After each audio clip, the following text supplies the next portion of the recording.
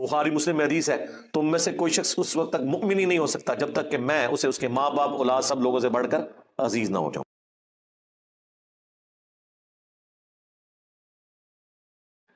لیلۃ القدر، the night of destiny, تقدیر کی رات جس میں تقدیر لکھی جاتی ہو، ایک معنی یہ بھی بنتا ہے۔ دوسرا معنی عزت اور تکریم والی رات۔ صحیح بخاری اور مسلم کی متفقون علیہ حدیث ہے کہ اللہ کے محبوب صلی اللہ علیہ وآلہ وسلم نے فرمایا، جس شخص نے ایمان اور احتساب کے ساتھ یعنی ثواب کی نیت کے ساتھ اصلاح نفس کے لیے لیلۃ القدر کا قیام کیا تو اللہ تعالیٰ اس کے پچھلے سارے گناہوں کو معاف فرما دے گا۔ اور صحیح بخاری اور مسلم میں دونوں میں یہ حدیث موجود ہے کہ اللہ کے محبوب صلی اللہ علیہ وآلہ وسلم نے فرمایا کہ لیلۃ القدر کو رمضان مبارک کے مہینے کی آخری عشرے کی طاق راتوں میں یعنی 21ویں، 23ویں، 25ویں، 27ویں اور 29ویں راتوں میں تلاش کرو، جس کا ذکر سورہ الدخان کے اندر موجود ہے۔ حامیم والکتاب المبین انا انزلناہ فی لیلۃ مبارکہ، بے شک ہم نے اس قرآن کو ایک بابرکت رات میں نازل کیا۔ انا کننا منذرین، بے شک ہم ڈر سنانے والے ہیں۔ فیہا یفرق کل امر حکیم، یہ وہ رات ہے جس میں اللہ تعالیٰ کی طرف سے ہر اہم کام فرشتوں کے سپرد کیا جاتا ہے۔ امرا من عندنا انا کننا مرسلین، یہ سارے کام ہماری طرف سے فرشتوں کے سپرد کیے جاتے ہیں اور ہم ہی ان فرشتوں کو بھیجنے والے ہوتے ہیں۔ اس کے علاوہ بھی جتنی احادیث ہیں قرآن حکیم میں آیات آئی ہیں لیلۃ القدر کے حوالے سے، جیسے شہر رمضان الذی انزل فیہ القرآن، وہاں پہ بھی ذکر ہے کہ رمضان کے مہینے میں قرآن نازل ہوا ہے، تو یہ یعنی قرآن کے نزول کی رات شب قدر۔ پھر صحیح مسلم میں حدیث ہے کہ نبی صلی اللہ علیہ وآلہ وسلم ہر پیر کا روزہ رکھا کرتے تھے۔ پوچھا گیا کیوں رکھتے ہیں؟ فرمایا اس دن میں پیدا ہوا اور اسی دن مجھ پہ پہلی دفعہ وحی نازل ہوئی۔ یعنی قرآن حکیم پیر کے دن نازل ہوا، رمضان کے مہینے میں نازل ہوا، جس رات میں نازل ہوا وہ لیلۃ القدر کی رات ہے۔ تو لیلۃ القدر اللہ تعالیٰ کی طرف سے ایک ایسی رات ہے جس میں اللہ تعالیٰ اہم کام جو ہے وہ پورے سال کے کام فرشتوں کے سپرد کرتا ہے۔ کس کے لیے کتنا رزق لکھا جانا ہے، کس کی موت اس دفعہ ہونی ہے، کون سی نئی روحیں جو ہیں وہ جسموں کے ساتھ اس دنیا میں آنے والی ہیں، یہ ساری ڈیٹیلز جو ہیں وہ فرشتوں کے حوالے کی جاتی ہیں اس ایک رات میں۔ یہ پورے سال کا ایک پلان ہے اللہ تعالیٰ کی طرف سے۔ 1000 سال کا پلان بھی ہے جو سورہ السجدہ میں آتا ہے، وہ 1000 سال کا پلان بھی ہوتا ہے اللہ تعالیٰ کا۔ پھر اللہ تعالیٰ کی طرف سے ویکلی پلان بھی ایک ہوتا ہے جو بخاری مسلم میں حدیث ہے،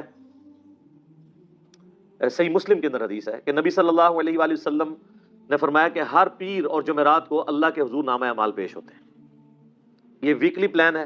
پھر روزانہ کا بھی ہے، اور وہ حدیث بخاری اور مسلم دونوں میں ہے کہ نبی صلی اللہ علیہ وآلہ وسلم نے ارشاد فرمایا کہ انسان کے ساتھ جو فرشتے اٹیچ ہیں نا، ان کی تبدیلی کا وقت فجر اور عصر ہوتا ہے۔ جو فرشتے فجر کے وقت آتے ہیں وہ عصر کے وقت واپس چلے جاتے ہیں، اور جو عصر کے وقت آتے ہیں وہ فجر کے وقت واپس چلے جاتے ہیں۔ اور جب واپس جاتے ہیں تو اللہ تعالیٰ ان سے پوچھتے ہیں، حالانکہ اللہ جانتا ہوتا ہے کہ میرے بندوں کو کس حال میں پایا، تو فرشتے کہتے ہیں جب گئے تھے تو فجر کی نماز پڑھ رہے تھے، جب واپس آئے تو وہ عصر کی نماز پڑھ رہے تھے۔ اور جب دوسری پارٹی حاضر ہوتی ہے تو وہ کہتی ہے کہ جب ہم گئے تھے عصر کی نماز پڑھ رہے تھے اور واپس آئے تو فجر کی نماز پڑھ رہے تھے۔ تو یہ روزانہ کا بھی ایک پلان ہے۔ آپ اس سے اندازہ لگائیں کہ انسان نے اللہ کو سیریس نہیں لیا ہوا، لیکن اللہ نے انسان کو کتنا سیریس لیا ہوا ہے۔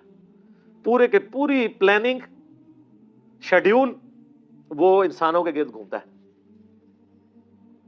وما خلقت الجن والانس الا لیعبدون، ہم نے جنوں اور انسانوں کو نہیں پیدا کیا مگر صرف اس لیے کہ وہ ہماری عبادت کریں۔ ہمیں ماننا کافی نہیں ہے، ہماری عبادت بھی کریں، اور عبادت کہتے ہیں ٹوٹل اوبیڈینس کو۔ اللہ کو سارے مان رہے ہیں، اللہ کی ماننا بھی ضروری ہے، پھر عبادت ہوگی۔ اور یہ تمام نبیوں کی بنیادی دعوت ہے۔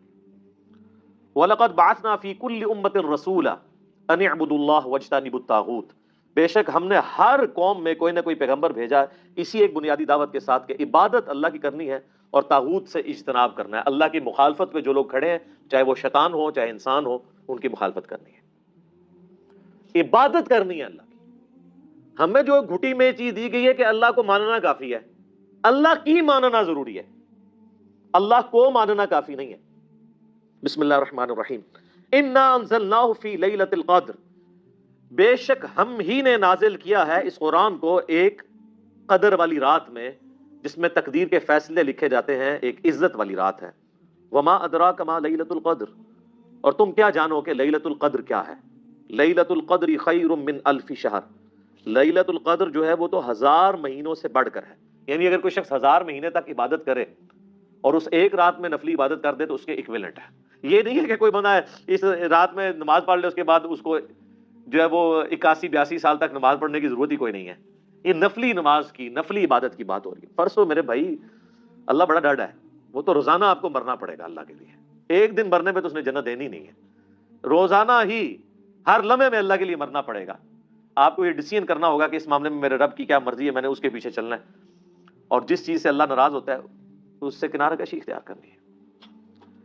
تو 1000 مہینوں سے بہتر ہے۔ تنزل الملائکۃ والروح فیہا باذن ربہم، اس رات میں فرشتے نازل ہوتے ہیں روح قدس کے ساتھ، یعنی فرشتوں کے سردار جبرائیل علیہ السلام اور ان کے ساتھ باقی فرشتے اللہ کے اذن سے نازل ہوتے ہیں، من کل امر، ہر کام اللہ کی طرف سے لے کر۔ یعنی اللہ تعالیٰ جو فرشتوں کے ذمہ کام کرتا ہے وہ اس رات کے اندر ان کا نزول ہوتا ہے۔ اور یہ باقی جو عوام الناس میں کہانیاں مشہور کی ہوئی ہیں نا جی، وہ اس رات سمندر کا پانی میٹھا ہو جاتا ہے، درخت سجدے میں گر جاتے ہیں، یہ ساری کہانیاں میرے بھائی، اب تو سی سی ٹی وی کیمرے ہیں، جہاں گرتے ہیں وہاں لگا لیں کیمرہ۔ آپ کے بزرگ کہانیاں کراتے رہے، ساری کہانیاں پکڑے گی۔ اب وہ جب ہم کہانیاں پکڑتے ہیں نا، وہ کہتے ہیں بزرگوں کی توہین کرتے ہیں۔ بھئی بزرگوں نے اپنی توہین خود کروائی ہے، نہ وہ اتنی لمبی لمبی چھوڑ کے جاتے کہ وہ پکڑی جاتی۔ اب فرشتوں، ان کا درختوں کا سجدے میں گرنا تو ایک فزیکل فینومینا ہے نا، چلیں فرشتوں کا آنا ایک روحانی فینومینا ہے، وہ تو آپ کیمرے میں کیچ نہیں کر سکتے، لیکن یہ کہنا کہ جی وہ اس رات سجدے میں درخت گر جاتے ہیں تو یہ فزیکل فینومینا ہے نا۔ تو سی سی ٹی وی کیمرے پوری دنیا میں لگے ہوئے ہیں، کہاں درخت سجدے میں گرتے ہیں؟ ایسا نہیں ہوتا۔ وہ جس سمندر کا پانی میٹھا ہو جاتا ہے، اس سے سمندر کا پانی کوئی میٹھا نہیں ہوتا، کراچی والوں سے پوچھ لیں۔ اور اگر آپ کو یقین نہیں آتا تو لیلۃ القدر اگر اتنی آسان ہے تلاش کرنی آپ کے لیے، تو آپ جا کے 10 دن کے لیے وہاں پہ اعتکاف کر لیں۔ سمندر کے کنارے مسلمانوں کو اعتکاف کرنا چاہیے، تو روزانہ چیک ہو جائے، مغرب کے وقت ہی جب سمندر کا پانی میٹھا ہو تو وہ پورے ملک میں اناؤنسمنٹ ہو جائے، اور ہماری روت لال کمیٹی کے چیئرمین ٹی وی پہ آ کے کہہ دیں کہ ہاں جی کراچی کا پانی میٹھا ہو چکا ہے، تمام اہل وطن سے گزارش ہے کہ آج لیلۃ القدر ہے، اس کو فالو کریں۔ تو یہ ان لوگوں نے کہانیاں لکھی اور دین کا بہت زیادہ نقصان کیا۔ اللہ کا شکر ہے کہ یہ سچائی کی آواز اس پلیٹ فارم سے بلند ہوئی ہے کہ لوگ بے دین ہونے سے بچ گئے ہیں۔ ادروائز یہ جو دین ان لوگوں نے پیش کیا تھا، ان درمیانے بزرگوں نے، پرانے بزرگوں نے نہیں نا، پرانے بزرگ وہ ہیں جن کی یہ کتابیں ہیں، درمیانے بزرگ وہ ہیں جو آج سے 500 سال پہلے، 800 سال پہلے، 1000 سال پہلے گزرے۔ اسلام کو تو نبی علیہ السلام کے ذریعے طاقت ملے ہوئے 1400 سال ہو چکے ہیں، ویسے تو اسلام حضرت آدم کے زمانے سے۔ یہ سارے درمیانے بزرگ ہیں۔ میرا یوٹیوب پہ ایک کلپ بھی ہے، درمیانے بزرگوں اور پرانے بزرگوں میں فرق۔ یہ جتنے بزرگوں کو کوٹ کرتے ہیں ان میں سے ایک بھی پرانا نہیں ہے۔ ہاں ہمارے اعتبار سے پرانا ہے، وہ تو 8 سے 500 سال پہلے بعد جو ہے وہ غلام احمد قادیانی بھی پرانا ہو جائے گا، لیکن ہم نے جو لوگوں کو بتایا اس کے حساب سے وہ درمیانہ ہی رہے گا۔ پرانے بزرگ پہلے 300 سال کے ہیں، صحابہ تابعین تبع تابعین، بعد میں تو کہانی باز ہیں، ان کی کہانیاں جو ہے وہ پرانے بزرگوں سے ملتی نہیں ہیں، تو ان کو آپ پرانے بزرگ کہنا چھوڑ دیں، درمیانے بزرگ وشکار لیں۔ تو ان کی کہانیاں پکڑی گئی اور پتہ نہیں کیا کچھ مشہور کیا ہوا ان لوگوں نے، اور اس کی وجہ سے پھر مصیبت۔ اچھا پھر لوگ تلاش، وہ کہتے ہیں شب قدر تلاش کرنی ہے، تلاش کر کے کیا نکالنا ہے اس میں سے؟ آپ نے تلاش کرنے سے مراد جو احادیث میں ہے وہ یہ ہے کہ آپ نے اس رات میں عبادت کرنی ہے۔ وہ تو نبی صلی اللہ علیہ وآلہ وسلم ان کے صحابہ نے بھی رات کو عبادت کی ہے، اور وہ آپ نے 5 کی 5 تک راتیں زندہ رکھنی ہے عبادت کے ذریعے۔ یہ نہیں ہونا کہ آپ کو کوئی اشارہ آ جانا ہے، کہ کوئی چیز نظر آ جانی۔ صحابہ کو تو کوئی نظر نہیں آئی ہے، بتائیں کس حدیث میں لکھا ہوا ہے کہ کوئی صحابی کہ جی مجھے یہ بڑا ایکسپیرینس ہوا ہے، مجھے پتہ چل گیا کہ یہ رات ہے؟ وہ سارے بیچارے تلاش ہی کرتے تھے۔ بیسیکلی اللہ تعالیٰ نے یہ ایک مسلمانوں کے لیے اس کے اندر ایک اپرچونٹی رکھی ہے کہ چلیں جو پوری رمضان میں باقی راتوں میں قیام اللیل نہیں کر سکا، کم از کم آخری راتوں میں کر لے، اور اسی کے لیے اعتکاف بھی کیا جاتا ہے کہ اللہ تعالیٰ اس کی برکت سے اس کے لیے آسانیوں والا معاملہ کر دے گا۔ اور اس سے زیادہ کچھ بھی نہیں ہے۔ اور سر روزانہ شب قدر ہے آپ کے لیے، تو یہ جو شب قدر کے بارے میں آتا ہے نا کہ فرشتے نازل ہوتے ہیں، آپ نے پڑھا بخاری مسلم حدیث ہے کہ روزانہ اللہ تعالیٰ آسمان دنیا پہ نزول فرماتا ہے رات کے تہائی پیر جب رہ جاتا ہے آخر، اور کہتا ہے کوئی مجھ سے مانگنے والا کہ میں اسے عطا کروں، ہے کوئی بخشش مانگنے والا کہ میں اسے بخش دوں، حتیٰ کہ فجر کا وقت داخل ہو جاتا ہے۔ یہ روزانہ ہر رات کو ہوتا ہے۔ صحیح مسلم کے اندر حدیث ہے، سیدنا عثمان ابن عفان رضی اللہ تعالیٰ عنہ علیہ السلام کہتے ہیں کہ نبی علیہ السلام نے فرمایا کہ جو شخص عشاء کی نماز جماعت سے پڑھ لے گویا اس نے آدھی رات کا قیام کیا، اور جس نے پھر فجر کی نماز بھی جماعت سے پڑھ لی تو گویا اس نے پوری رات کا قیام کیا۔ شب قدر کے لیے پوری رات جاگنا بھی کوئی شرط نہیں ہے۔ اگر آپ رمضان کی تاک راتوں میں یا آخری ساری راتوں میں 10 کی 10 راتوں میں عشاء اور فجر کی نماز اس طرح پڑھ لیں کہ آپ کی کوئی رکعت فوت نہ ہو تو آپ نے لیلۃ القدر پا لی۔ اشارے اشورے کوئی نہیں ہونے، نظر کچھ نہیں آنا، ٹھیک ہے؟ یہ نظر آنا، یہ اشارے ہونا بند ہو چکے ہیں ہماری ویڈیوز کی وجہ سے۔ وہ پہلے بھی کچھ نہیں تھا نظر آتا، کہانیاں تھیں، لیکن وہ کہانیاں چیلنج کوئی نہیں کر سکتا۔ اب کوئی کہانی اس لیے نہیں کرتا کہ اب تو میڈیا آ جائے گا سامنے، وہ فوراً پکڑی جائے گی۔ آپ کو پتہ ہے پنجاب ہی کے ایک علاقے میں، نام لیے بغیر میں کہتا ہوں، وہ ایک سینٹ بنانے والی یہ سینٹ بنانے پرفیوم بنانے والی کمپنی تھی، تو ان کا پرفیوم ایکسپائر ہو گیا۔ انہوں نے زمین میں بہت بڑا ایک گڑھا کھود کے اس میں وہ سارا ڈال دیا۔ ظاہر ہے کہ وہ ایک یعنی لائف کے لیے ایک خطرناک چیز ہوتی ہے نا۔ اب وہ کچھ عرصے کے بعد وہاں سے لوگوں کو خوشبو آنا شروع ہو گئی، لوگوں نے وہ یعنی مٹی کھودنا شروع کر دی، اور وہ مٹی کی بوریوں کی بوریاں، لوگ وہاں پہ مزدور بیچ میں اتر کے 100 روپے کے وہ لفافے شاپنگ بیگ بیچ رہے، اور اس طرح مٹی بیچنی شروع کر دی۔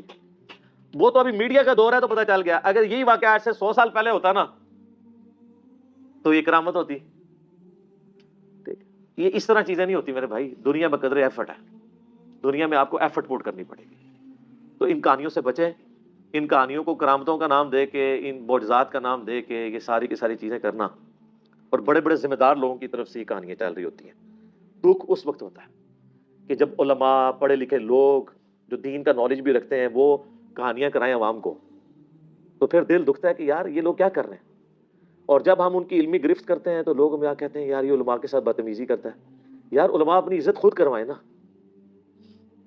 اگر ایک عالم دین کے ساتھ کھلواڑ کر رہا ہے اور دوسرا شخص اس کو ہائی لائٹ کرتا ہے، تو جو ہائی لائٹ کرنے والا بندہ ہے اس کے اوپر ناراض نہیں ہونا چاہیے۔ مثلا کوئی شخص جس کا باپ گالیاں دیتا ہو اور کوئی شخص دوسرا اس کو آ کے بتائے کہ سر آپ کے جو والد محترم ہیں نا یہ گالیاں دیتے ہیں، ان کو ذرا سمجھائیں۔ بعض اوقات محلے کی عورتیں بھی گزر رہی ہوتی ہیں، اگرچہ وہ آپ کو ہی گالیاں نکال رہے ہوتے ہیں لیکن باقیوں کا بھی ذرا خیال رکھ لیں، اور وہ آگے سے کہہ دی تم میرے ابا جی کی توہین کر رہے ہو۔ ابا جی نے توہین خود کروائی ہے، کیوں گالیاں نکالتے ہیں؟ اب پاکستان میں ایک بہت بڑی شخصیت ہے، یعنی میں دلی طور پہ ان کی بڑی قدر کرتا ہوں، اور جب ان پہ قاتلانہ حملہ ہوا تھا تو سب سے پہلے میری ویڈیو سامنے آئی تھی۔ اپنے ان کے فرقے کے لوگوں کی تو آنی تھی نا، دوسروں تو کو توفیق نہیں ہونی تھی۔ مفتی تقی عثمانی صاحب اسلامی بینکنگ کے حوالے سے جو ان کی ایفرٹس ہیں وہ ایکسٹراڈنری ہیں، لیکن وہ اگلے دن ایک جگہ بیٹھ کے وہ حدیث شریف کا درس دے رہے ہیں۔ اب درس دیتے دیتے یعنی حدیث شریف کے درس میں کہانی تو نہیں آنی چاہیے۔ جیسے ہی وہ ہم جب چھوٹے چھوٹے تھے نا تو وہ ہم سلیبس کی کتابوں میں کہانیاں رکھ کے پڑھا کرتے تھے، اس میں موبائل تو نہیں ہوتے تھے نا، تو ماں باپ کہانیاں پڑھنے سے روکتے تھے، تو وہ پھر سائنس کی کتاب میں یا فزکس کی کتاب کے اندر کہانی رکھ کے لوگ پڑھا کرتے تھے۔ اسکول میں ٹیچر بھی پکڑ لیتے ہوتے تھے۔ یہی کام ہمارے علماء کر رہے ہیں، سامنے رکھی تو بخاری شریف ہوتی ہے، بیچ میں اپنی کہانی رکھی ہوتی ہے، لوگ یہی سمجھ رہے ہوتے ہیں بخاری شریف میں لکھا ہوا ہے۔ تو ہم کہتے ہیں کہ مولانا شریف کو بخاری شریف سے باہر نکالو پھر بخاری شریف پڑھو، مولانا شریف کو مسلم شریف سے باہر نکالو پھر مسلم شریف پڑھو۔ وہ آدھی تو مسلم شریف ہوتی ہے، آدھی مولانا شریف ہوتی ہے۔ تو وہ مفتی صاحب جو ہیں وہ درس حدیث دیتے ہوئے فرماتے ہیں کہ امام حنیفہ رحمہ اللہ تعالی وضو کے جو گرتا ہوا پانی ہے نا وضو کے دوران جو جسم سے لگ کے گرتا ہے، اس کو کہتے ہیں مائع مستعمل، استعمال شدہ پانی۔ اچھا یہ لفظ بھی اتنے موٹے موٹے بولتے ہیں تاکہ لوگوں پہ روب پڑ جائے۔ ماں کہتے ہیں پانی کو، مستعمل استعمال شدہ، تو مائع مستعمل کو وہ ناپاک خیال کرتے تھے امام حنیفہ، اور وہ اس کی دلیل وہ دیتے ہیں پھر، حالانکہ مائع مستعمل سے بچنا ہی امپاسبل ہے۔ میرے بھائی جب آپ وضو کریں گے اس کے بعد جو تری آپ کے ساتھ لگی رہتی ہے وہ تو کپڑوں پہ ہی لگنی ہے۔ کوئی دنیا کا بندہ، کوئی صحابی، کوئی بزرگ انکلوڈنگ نبی صلی اللہ علیہ وآلہ وسلم بھی وضو کرنے کے بعد وہ وضو کے پانی سے بچ سکتے ہیں؟ وہ کپڑوں پہ ہی لگے گا۔ یہ تو یہ ہے کہ بندہ ننگا ہو کے وضو کرے اور جب تک پورا جسم خشک نہ ہو جائے کپڑے نہ پہنے، یہ تو کوئی نہیں کرتا۔ تو پہلی چیز تو یہ کہانی سراہٹ ہی غلط ہوتی ہے۔ وہ کہتے ہیں مائع مستعمل کو ناپاک سمجھتے تھے، اور آگے ریزن دیتے ہیں وہ کہ ہوتا یہ تھا کہ امام حنیفہ رحمہ اللہ کشف کے ذریعے اللہ ان کو یہ دکھا دیتا تھا کہ کوئی شخص وضو کر رہا ہوتا تھا، تو چونکہ بخاری مسلم میں حدیث ہے کہ جب کوئی وضو کرے تو وضو کے ساتھ اس کے گناہ بھی دھلتے ہیں، تو وہ گناہ دھلتے ہوئے دیکھ لیتے تھے۔ اب ان کو چونکہ گناہ دھلتے ہوئے نظر آتے تھے اس پانی کے اندر، تو اس لیے وہ پانی کو ناپاک سمجھتے تھے، حالانکہ پانی کے اندر فزیکلی تو گناہ نہیں داخل ہوا ہوا، یہ بھی تو ایک انٹلیکچوئل چیز ہے. انٹلیکچوئل چیز سے ناپاکی کیسے ہو سکتی ہے؟ ایک ذہنی چیز ہے نا. وہ فزیکلی کو گناہ تو وہ جس وقت کر لیا اسی وقت کر لیا. تو ہم نے اس کے اوپر کہا ہمارا معصومانہ سوال ہے کہ کیا نبی صلی اللہ علیہ وآلہ وسلم کو بھی کبھی وضو کے پانی میں گناہ دھلتے ہوئے نظر آئے ہیں؟ کوئی ضعیف روایت دکھا دیں ہمیں. حالانکہ آپ کے پاس تو غیبی خبریں بھی آتی تھی. اللہ تعالیٰ آپ کو عذاب قبر بھی دکھا دیتا تھا صرف اس لیے تاکہ امت کی اصلاح ہو. صحابہ کو بھی نظر آیا. مسلم شریف کی حدیث آپ نے فرمایا میں نے ارادہ کیا میں تمہارے لیے دعا کروں اللہ تمہیں عذاب قبر سنوا دے، لیکن پھر مجھے ڈر ہوا کہ تم مردے دفنانا چھوڑ دو گے. صحابہ تو عذاب قبر بھی نہیں دیکھ سکتے، یہ کہتے ہیں بزرگوں کو کشف القبور ہوتا ہے. ہاں نبی کو اللہ دکھا سکتا ہے. لیکن یہ اس کیس میں یہ جو معاملہ ہے بخاری مسلم دونوں میں حدیث آپ علیہ السلام نے فرمایا تم اپنا مقدمہ میرے پاس لے کے آتے ہو، بسا اوقات تم میں سے کوئی چرب زبان ہوتا ہے اور وہ اپنا مقدمہ اچھے طریقے سے پیش کرتا ہے حالانکہ وہ ناحق ہوتا ہے، اور میں اس کے حق میں فیصلہ کر دیتا ہوں شواہد کی بنیاد پہ. اگر میں بھی تمہارے حق میں فیصلہ کر دوں تو تب بھی تم دوزخ کی آگ اپنے ساتھ لے کے جا رہے ہو، اگرچہ نبی نے تمہارے حق میں فیصلہ کیا کیونکہ تمہیں تو پتا ہے کہ تم غلط ہو. تو نبی علیہ السلام بھی ظاہر کے اوپر چلتے تھے. جب اللہ دکھا دیتا تھا وہ الگ معاملہ ہے، لیکن ہمیشہ ایسا نہیں ہوتا تھا. تو امام حنیفہ کے لیے کہتے ہیں پھر یہ فضائل مال میں بھی لکھا ہوا ہے. وہ کہتے ہیں گناہ دھلتے دیکھتے تھے، یہ بھی دیکھ لیتے تھے اس نے چوری کیا ہے زنا کیا ہے، پھر آگے بھی ادھر بھی کہانی نہیں رکتی. اس نے گناہ صغیرہ کیا ہے کبیرہ کیا ہے، مستحب چھوڑنا ہے، کوئی مستحب چھوڑنا تو گناہ ہوتا بھی نہیں ہے. پھر انہوں نے اللہ سے دعا کی کہ یا اللہ میری صلاحیت چھین لے، تو اللہ نے چھین لی. اچھا جب ہم کہتے ہیں یار یہ کہتے اللہ نہیں دکھا سکتا، تو سر بریلوی بھی تو یہی کہتے ہیں نا کہ اللہ چاہے تو ہمارے اولیاء مرنے کے بعد مدد نہیں کر سکتے.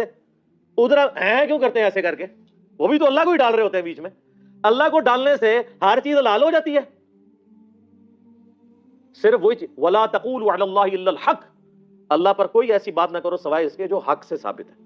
کل کو آپ کہیں گے جی اللہ چاہے تو موسیٰ کو دوزخ میں پھینک دے اور فرعون کو جنت میں لے جائے، تو ہم کیا کہیں گے؟ لعنت اللہ علی الکاذبین لا تبدیل لکلمات اللہ. اللہ کے کلمات نہیں بدل سکتے، ایسا نہیں ہوگا. تو اللہ کو ڈال کے کہتے ہیں کرامت ہوگی. یہ کرامت اس طرح نہیں ہوتی. بخاری مسلم کی حدیث ہے کہ نبی صلی اللہ علیہ وآلہ وسلم فرمایا اللہ تعالیٰ ایک گنہگار شخص کو قیامت والے دن اپنے قریب کرے گا اور اس کے ساتھ سرگوشی فرمائے گا، اس کو ایک ایک گناہ اس کا یاد کروائے گا. قریب ہے کہ وہ سمجھے گا مارا گیا. اللہ فرمائے گا دنیا میں بھی پردہ رکھا تھا نا، آج بھی پردہ رکھوں گا. اللہ تو ستار العیوب ہے. اس اللہ پہ جھوٹ باندھ رہے ہیں امام حنیفہ رحمہ اللہ کے ذریعے. آپ لوگ امام حنیفہ کو تو بیچاروں کو پتہ بھی نہیں ہوگا، جیسے حضرت عیسیٰ کو پتہ بھی نہیں ہے کہ عیسائیوں نے کیا کیا ان کے ساتھ. وہ اللہ جو ستار العیوب ہے، گناہوں کو پہ پردہ ڈالنے والا ہے، وہ امام حنیفہ کو لوگوں کے گناہ دھلتے ہوئے دکھائے گا. یہ کرامت ہے، اس کو کرامت آپ کہیں گے؟ یہ تو توہین ہے اللہ کی، اور جھوٹ باندھ رہے ہیں نبی صلی اللہ علیہ وآلہ وسلم کی تعلیمات کے اوپر کرامت کے نام کے اوپر. ایسا نہیں ہو سکتا. صحیح مسلم میں حدیث ہے جو شخص دنیا میں کسی کے گناہوں پہ پردہ رکھے گا اللہ تعالیٰ قیامت والے دن اس کے گناہوں پہ پردہ رکھے گا. جو اللہ آپ کو یہ کہہ رہا ہے کہ آپ گناہ دیکھ کے بھی کسی پہ پردہ رکھیں، وہ اللہ آپ کو لوگوں کے گناہ دھلتے ہوئے دکھائے گا کہ ہاں تک کو اے کے کردہ جے او کے کردہ جے ویک دے رہو تو پوری رات پھر سوچ دے رہو. سب کہانی ہے، سب جھوٹ ہے. اور اس کے اوپر مثالیں وہ کہتے ہیں جی وہ سیدہ مریم کے لیے جو ہے نا وہ دیکھیں جی ان کو بے موسمی پھل مل جاتے تھے تو یہ کرامت ہے، بغیر باپ کے حضرت عیسیٰ پیدا ہو گئے. یار ان چیزوں کا ان کے ساتھ کیا لینا دینا ہے؟ وہ تو قرآن و حدیث میں آئی ہیں اور اللہ نے ایز اے رول بیان کی ہیں. یہ کہیں پہ رول بیان ہوا ہے کہ اللہ تعالیٰ اپنے گناہ بندوں کے گناہوں کو لوگوں پہ ایکسپوز کرنے کی کرامت کروایا کرے گا. اس کے الٹ باتیں ملتی ہیں. تو سب کی سب کہانی ہے، اور اللہ کا شکر ہے کہانیاں پکڑی گئی ہیں. میں نے تو ان کو بہت بڑی بات کی ہے کہ آپ کا یہ عقیدہ نا کہ بزرگ کشف کے ذریعے قبروں کے حال دلوں کے حال یہ سب کچھ جان لیتے ہیں نا، قرآنی باتیں. میں اپنا میکینیکل انجینئرنگ کا فارمولہ کاغذ پہ لکھ کے دیتا ہوں. دنیا کے مرے ہوئے بزرگ، زندہ بزرگ، قیامت تک آنے والے بزرگ جنہوں نے میکینیکل انجینئرنگ جو ہے نا وہ گورے کی کتابیں پڑھ کے نہیں حاصل کی ہوئی ہے، وہ فارمولہ دیکھ کے پڑھ کے نہیں بتا سکتے. دل کا حال تو بڑی دور کی بات ہے. یہ فارمولے پڑھنے جوگے ہوتے تو آپ کو ایٹم بم کا فارمولہ دے دیتے. وہ آئنسٹائن نہیں دیا ہے نا E=mc². یہ بزرگ جو دلوں کا حال جانتے ہیں اور قبروں کے نیچے دیکھ لیتے ہیں، انہوں نے تیل ہی دریافت کر دیا ہوتا. وہ سارا ایڈون نہیں دریافت کیا نا. تیل کیڑے رحمت اللہ علیہ نے کڈیا؟ اے کڑی کس رحمت اللہ علیہ نے بنائی ہے؟ اور یہ کیمرہ کس رحمت اللہ علیہ نے بنایا ہے؟ یہ دنیا بقدر ایفرٹ ہے. ٹھیک ہوگا جی. تو یہ میں نے اس لیے یہاں پہ کلیئر کرنا ضروری سمجھا. سلام ہی حتی مطلع الفجر، یہ جو رات ہے یہ سلامتی کی رات ہے یہاں تک کہ فجر کا وقت داخل ہو جائے. یعنی مغرب کے وقت داخل ہونے سے لے کے فجر کا وقت داخل ہونے تک یہ پوری کی پوری رات لیلۃ القدر سلامتی کی رات ہے اللہ تعالیٰ کی طرف سے. باقی آپ مسئلہ 44 دیکھ لیں تفصیل کے ساتھ، آپ کو انشاءاللہ معاملات کلیئر ہو جائیں گے.